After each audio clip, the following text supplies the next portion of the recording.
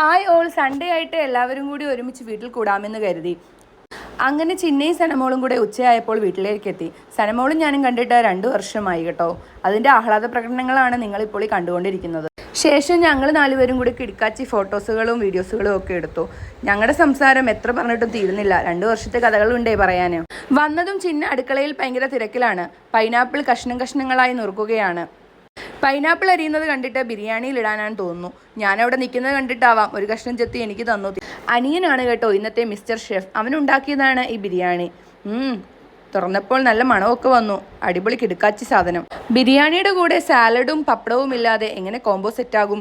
കൂട്ടത്തിൽ ഒരു അച്ചാറും. സൺഡേ സ്പെഷ്യൽ ഫോട്ടോ കളറാക്കി. ശേഷം സനമോൾ വ്ലോഗിംഗ് കലാപരിപാടികൾ ഏറ്റെടുത്തു. എല്ലാവരെയും വീഡിയോയിൽ ഉൾക്കൊള്ളിച്ച് അവൾ എന്തൊക്കെയോ പറയുന്നുണ്ട്, എന്തൊക്കെയോ കാണിക്കാനും പറയുന്നുണ്ട്. ഞങ്ങളെല്ലാം അതനുസരിച്ച് ഫോട്ടോയ്ക്ക് പോസ്റ്റ് ചെയ്യുന്ന പോലെ നിൽക്കുന്നുണ്ട്. അങ്ങനെ അവളും ഞാനും കൂടി ഞങ്ങളുടെ വ്ലോഗിംഗ് പരിപാടികൾ തുടർന്നു. നല്ല വിശപ്പുണ്ടായിരുന്നത് കൊണ്ട് ഞങ്ങൾ വ്ലോഗിംഗ് പരിപാടികൾ അവസാനിപ്പിച്ചു. ശേഷം എത്രയും പെട്ടെന്ന് ഭക്ഷണം കഴിക്കാമെന്നുള്ളതിലേക്ക് തിരിഞ്ഞു. ഞാൻ നേരത്തെ പറഞ്ഞല്ലോ, ഇന്നത്തെ നമ്മുടെ മിസ്റ്റർ ഷെഫ് എൻ്റെ അനിയനായിരുന്നു. ഉണ്ടാക്കിയ ഫുഡും അടിപൊളിയായിരുന്നു. അതുകൊണ്ട് എല്ലാവരുടെയും ഓരോ കിടുക്കാച്ചി റിവ്യൂവും എടുക്കാമെന്ന് കരുതി. സൺഡേ ആയിട്ട് അടിപൊളി ബീഫ് ബിരിയാണിയും കഴിച്ച് ഞങ്ങൾ ഉറക്കത്തിലേക്ക് കിടന്നു. അപ്പോൾ ബൈ.